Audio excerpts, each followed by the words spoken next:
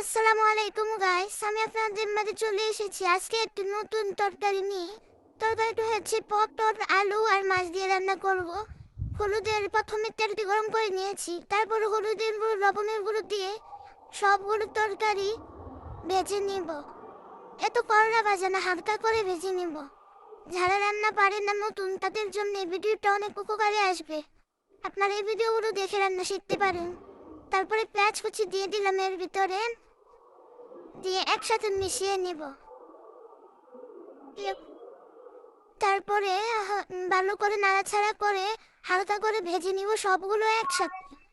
আর যখন ভাজা হয়ে যাবে তখন এর ভিতরে হলুদের গুঁড়ো, মরিচের গুঁড়ো আর হচ্ছে লবণ দিয়ে অল্প পরিমাণে পানি দিয়ে হালকা করে কষিয়ে নিব। দেখুন, এই যে পানি দিয়ে দিচ্ছি, হালকা করে কষিয়ে নিব। যারা নতুন, রান্না পারেন না, তারা দেখুন কিভাবে এই তরকারিটা রান্না করতে হয়।